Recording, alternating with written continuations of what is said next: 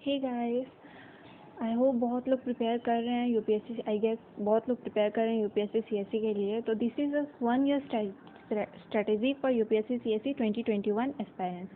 तो देखिए, अगर आप 2020 के एस्पायरेंट्स हैं तो आप स्किप कर सकते हैं, कोई प्रॉब्लम नहीं है, but you can see also, there is no problem. ठीक है, तो दिस इज़ फॉर 2021 एस्पायरेंट्स।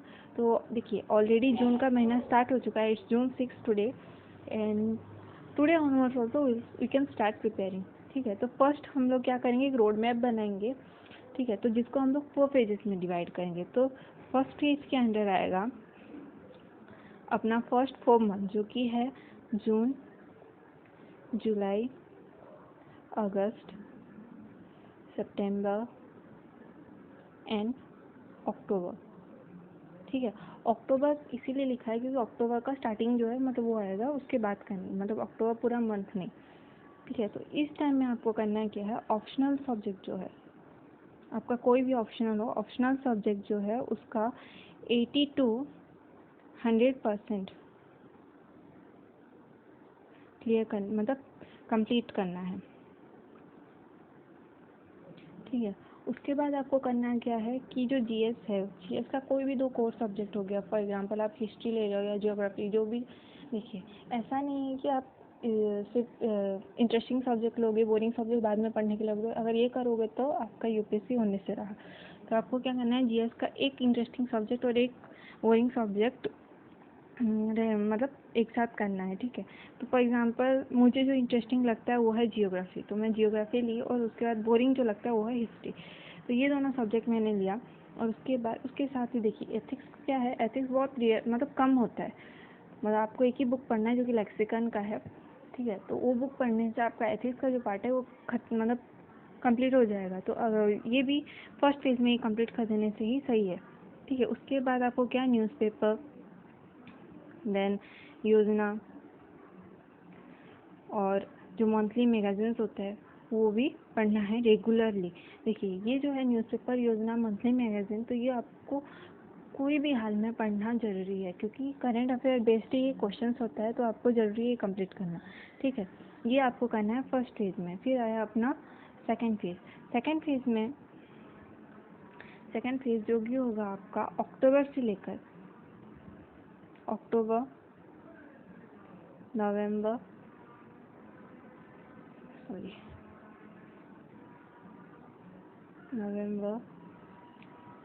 दिसंबर, अक्टूबर, मतलब जनवरी तक। ठीक है, जनवरी तक। तो इसमें आपको करना क्या है, आपका ऑप्शनल ऑलरेडी कंप्लीट हो चुका होगा। ठीक है, अगर कंप्लीट नहीं भी हुआ है तो उसको कंप्लीट करना है। तो आप यहाँ पर रिवाइज करो ऑप्शनल को। देन आया अपना जीएस का। देखिए, already Jio, history and ethics complete हो चुका है। तो आपको इसमें क्या करना है, जो बचा हुआ है, जो कि political science and economics.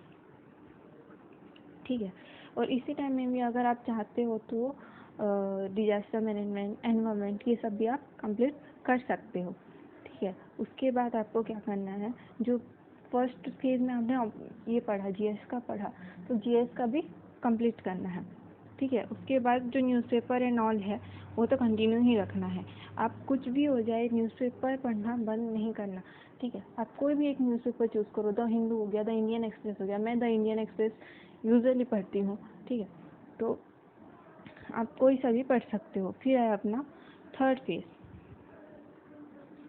Third phase में आपको करना क्या है, इस टाइम में देखिए आपका जीएस कंप्लीट हो चुका है। ठीक है, जो मतलब बेसिक पार्ट है वो कंप्लीट हो चुका है।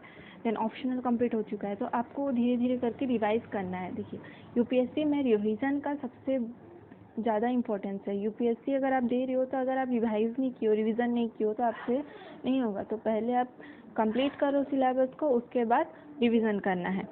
ठीक है, तो थर्ड पेज में आपको क्या, रिवीजन कंटिन्यू रखना है।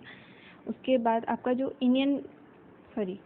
इंटरनेशनल रिलेशन, ठीक है, इंटरनेशनल रिलेशन हो गया, इकोनॉमिक सर्वे हो गया, उसके बाद अपना बजट हो गया। देखिए, ये जो मंथ है जनवरी से लेकर, मैंने मंथ मेंशन करना भूल गई मैं, जनवरी, फेब एंड मार्च तक, मतलब बेसिकली।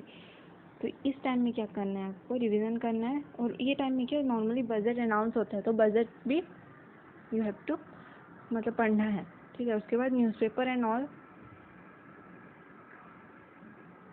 वो तो कंटिन्यू रखना ही है।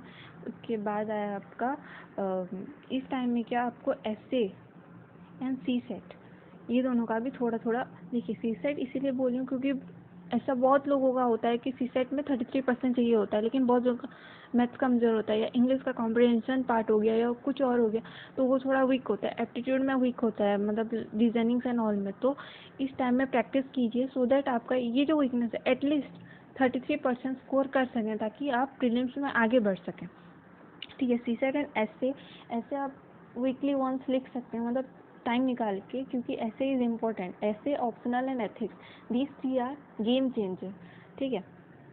उसके बाद आया आपका फोर्थ फेज। तो फोर्थ फेज में आपको करना क्या है, पूरा के पूरा प्रीलिम्स ओरिएंटेड एक पढ़ाई करनी है अभी, ठीक है। तो फोर्थ फेज में क्या होगा, मार्च से लेकर आपका जून तक, ठीक है। प्रीलिम्स ओरिएंटेड पढ़ाई करनी है, जैसे कि आपको प्रीलिम्स का Q&A क्वेश्चन आंसर सॉल्व करना है, देन सी सेट का क्वेश्चन आंसर सॉल्व करना है, पेपर सॉल्व करना है, यही सब करना है। और न्यूज़पेपर कंटिन्यू रखना है। देखिए, अगर आप न्यूज़पेपर सोचेंगे कि नहीं प्रीलिम्स में तो नहीं आने वाला है इसका, मतलब जो बेसिकली उतना टाइम चलता होगा, जून में चलता होगा या मई में चलता होगा, तो ये गलत है। क्योंकि उसके बाद अगर आपका प्रीलिम्स क्लियर हो जाता है तो फिर आपको मेंस भी तो देना है ना। तो मेंस के लिए आप जब प्रिपेयर करोगे तब आपका रूप मतलब रह जाएगा उतना टाइम का, तो आपको वो भी क्लियर करना है, ठीक है। इतना हुआ। उसके बाद ये तो था बेसिक स्ट्रेटेजी, ठीक है। प्रीलिम्स के लिए मेरी तरफ से मेरा मतलब मेरा मास्टर स्ट्रोक है वो क्या है कि आपको मतलब जब भी आप प्रीलिम्स का कोई क्वेश्चन आंसर सॉल्व कर रहे हो, तो देखिए आपके पास 4 ऑप्शंस होते हैं बेसिकली, ठीक है। 4 ऑप्शंस में से आपको क्या करना है, ऑप्शंस में एक आंसर होता है, बाकी 3 जो होते हैं मैं उसका क्वेश्चंस निकाल लेती हूँ। तो इससे क्या होता है, मेरा रिवीजन हो जाता है, ठीक है। तो इतना ही है।